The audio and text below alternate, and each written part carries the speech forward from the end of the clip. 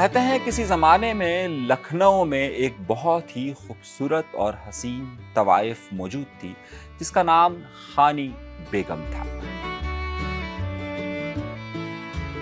خانی بیگم کی جہاں شہرت اس حوالے سے تھی کہ وہ انتہائی خوبصورت ہے، وہیں پر یہ بات بھی کہی جاتی تھی کہ خانی بیگم کے نشست اور برخاست کے اصول اتنے اچھے ہیں کہ بڑے بڑے نواب وہاں پر آ کر بیٹھا کرتے تھے۔ خانی بیگم کی شہرت لکھنؤ میں ہی صرف نہیں بلکہ پورے ہندوستان کے اندر بہت زیادہ تھی۔ خانی بیگم جہاں جاتی یا خانی بیگم کے پاس جو لوگ بھی آتے ان کی تعداد اس قدر زیادہ تھی کہ خانی بیگم کے پاس باقاعدہ انہیں ایک اپوائنٹمنٹ لینا پڑتا تھا۔ خانی بیگم کے اس حوالے سے دو چاہنے والے بہت زیادہ مشہور تھے، ایک کا نام نواب باقر علی خان تھا اور دوسرے کا نام نواب جمن خان تھا۔ یہ دونوں لکھنؤ کے بڑے نوابوں میں شمار ہوتے تھے۔ خانی بیگم کی شہرت جہاں اتنی زیادہ تھی وہیں خانی بیگم اپنی صحت کا بھی بہت زیادہ خیال رکھا کرتی تھی، لیکن کہا جاتا ہے کہ حسن کی عمر اتنی زیادہ نہیں ہوتی ہے، اور پھر ہوا بھی ایسا ہی۔ خانی بیگم کو ایک مرض لاحق ہوا اور دیکھتے ہی دیکھتے وہ شمع جو کہ پورے لکھنؤ کو روشن رکھا کرتی تھی وہ شمع بجھ گئی اور خانی بیگم بھری جوانی کے اندر رخصت ہو گئی۔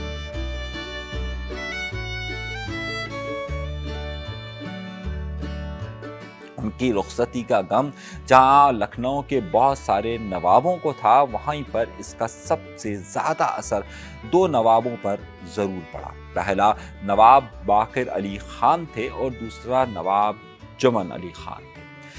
نواب جمن علی خان تو کسی نہ کسی طریقے سے اپنے آپ کو کہیں اور مشغول کرنے میں کامیاب ہو گئے، لیکن نواب باقر علی خان کی مصروفیت بالکل ہی ختم ہو گئی اور انہوں نے خانی بیگم کا غم اتنا اپنے سر لے لیا کہ وہ اپنے محل سے باہر ہی نہیں جاتے تھے۔ دن ہفتوں میں اور ہفتے مہینوں میں بدلنا شروع ہوئے۔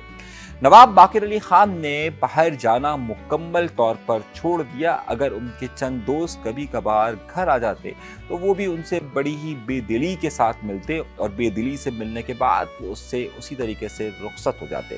نہ اس طریقے سے کوئی محافل نواب کے گھر میں بنائی جاتی، یعنی نواب کے محل میں بنائی جاتی، اور نہ ہی نواب اب کسی اور کے محل کی طرف جاتے، بلکہ نواب نے ان کوٹھوں پر جانا بھی چھوڑ دیا۔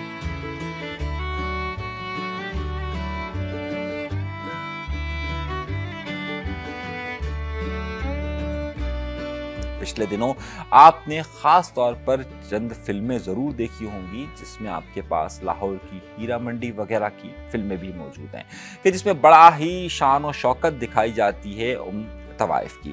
نواب صاحب اب کسی اور طوائف کا بھی رخ نہیں کرتے تھے۔ انہی دنوں جب بہت ساری یہ باتیں پھیلنا شروع ہو گئی کہ نواب باقر علی خان اب کہیں پر بھی نہیں نکلتے ہیں، تو اس کے بعد ان کے ایک دوست بہت دور سے تشریف لائے اور نواب باقر علی خان سے ضد کرنے لگے کہ نواب صاحب کب تک زندگی اس طرح گزاری جائے گی؟ چلیے آپ خانی بیگم کا غم تو اپنے سینے میں رکھیے ہی، آئیے ذرا سا باہر چلتے ہیں، باہر جانے سے ہو سکتا ہے کہ آپ کی اداسی کم ہو سکے۔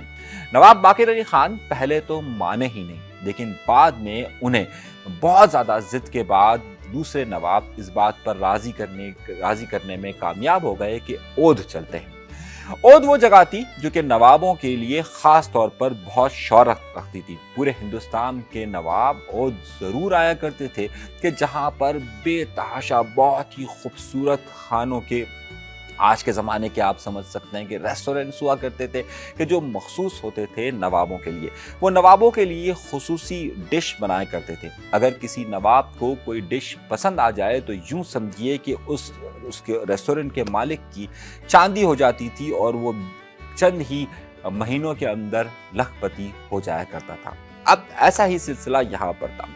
جب نواب صاحب کو اس غم کی حالت میں ان کے دوست اودھ لے کر گئے تو ایک خاص ریسٹورنٹ میں لے کر گئے اور ان سے کہا گیا کہ آج جو تم نے خصوصی طور پر کوئی اپنی ڈش بنائی ہو تو وہ پیش کی جائے تاکہ نواب صاحب کا موڈ بہتر ہو سکے۔ नवाब साहब जब वहां पहुंचे तो उसके मालिक को पहले ही बता दिया गया था कि नवाब साहब की जिंदगी में क्या अलमिया गुजरा है और नवाब साहब किस तरीके से खानी बेगम का गम लिए हुए मौजूद हैं। वहां पर खाना रखा गया और अब जो होटल का मालिक यानी कि जो उस रेस्टोरेंट का मालिक था वो बहुत डरा हुआ था। उसने खास किस्म की रोटी बनाई थी और वो इस बारे में डर रहा था कि उसने जिंदगी में पहली बार इस रोटी का तजर्बा किया है। अगर ये रोटी नवाब साहब के सामने रखी गई और उन्हें पसंद ना आई तो उसकी जान भी जा सकती है और अगर नवाब साहब को पसंद आ गई तो जाने जिंदगी कहाँ होगी। इस डर और इस खुशी और इसी मुस्तकबिल की एक पेशगोई की बुनियाद पर उसने वो रोटी नवाब साहब के सामने रखी। जब रोटी नवाब साहब ने पहला लुकमा लिया तो उन्होंने अजीब सी नजरों से इधर उधर देखा और फौरन ही अपने दोस्त से कहा कि इस रेस्टोरेंट के मालिक को बुलाया जाए। जब रेस्टोरेंट का मालिक को ये बात पता चली कि पहले ही निवाले पर नवाब साहब ने उसकी तलबी की है तो वो डर गया। कांपते हुए और अपने एक सांस फूले हुए वो नवाब साहब के सामने जाने के लिए तैयार हुआ तो उसके जहन में ये बात थी कि लगता है कि नवाब साहब को ये रोटी पसंद नहीं आई और अब उसका सर किसी वक्त भी कलम किया जा सकता है। जाहिर सी बात है, नवाब हो या बादशाह हो, जब उनके पास इतनी ताकत होती थी कि अगर उन्हें कोई चीज़ पसंद ना आती थी तो वो अपनी मर्जी का हुक्म दे दिया करते थे। कभी कभी इन बावर्चियों को बड़े इनामात भी दे दिए जाते थे और कभी कभार बावर्चियों के हाथ भी कलम कर दिए जाते थे। ये रेस्टोरेंट का मालिक भी इसी डर और खौफ की हालत में था कि ज़ाहिर नवाब साहब ने पहला लुकमा लिया है और पहले ही लुकमे में इसकी तलबी की है तो इसका मतलब वाज़ेह तौर पर यह है कि नवाब को अब ये चीज़ पसंद नहीं आई है। लेकिन जैसे ही वो वहाँ पर दाखिल होता है तो नवाब साहब उसकी तरफ पहले गुस्से से और बड़े गौर से देखते हैं। गौर से देखते हुए वो उसे कहते हैं कि क्या ये तुमने पहले कभी बनाई थी? वो मालिक डरते हुए कहता है, नहीं, मैंने ये पहले कभी भी नहीं बनाई थी। फिर वो उससे पूछते हैं, नवाब साहब तो तुमने ये हमें ही क्यों पेश की?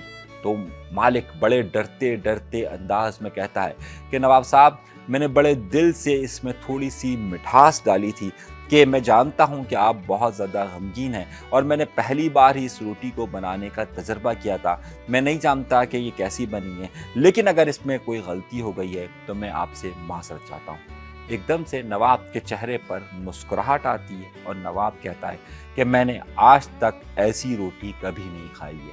फिर पूछते हैं नवाब साहब कि ये बताओ कि इसका नाम क्या है? उन्होंने कहा कि नवाब साहब, क्योंकि ये मैंने पहली बार आपके लिए ही बनाई है, आज से पहले मैंने कभी नहीं बनाई, तो जाहिर है मैंने इसका नाम सोचा ही नहीं है।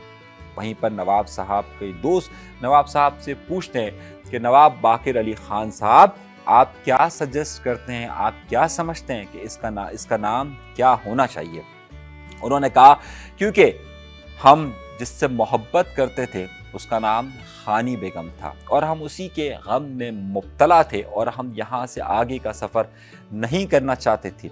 तुम्हारी ज़िद थी और उसी गम की वजह से हम यहाँ पर तशरीफ़ लाए, तो हम चाहते ही हैं कि इसका नाम उसी के साथ रखा जाए। और दूसरी बड़ी बात यह कि हम जिंदगी में उसको अपना नहीं सके और ज़िंदगी में वो हमारे साथ नहीं रही, लेकिन हम चाहते हैं कि जब तक क़यामत रहे तब तक हम दोनों का नाम साथ चलता रहे। इसलिए हमारा नाम बाकिर है और उनका नाम खानी है, तो उसका नाम बाकिर खानी रखा जाए। ये मुख्तसर सी कहानी है कि वहाँ से चलने वाली बाकर खानी आज 150 साल के बाद भी हिंदुस्तान हो, पाकिस्तान हो, बर्रे सगीर हो, वहाँ पर बहुत ही शोहरत रखती है और बाकर खानी हर घर में और तकरीबन हर इलाके के अंदर, हिंदुस्तान और पाकिस्तान बल्कि बांग्लादेश, श्रीलंका के अंदर भी बाकर खानी इसी तरह खाई जाती है। ये एक मुख्तसर सी कहानी थी बाकर खानी की।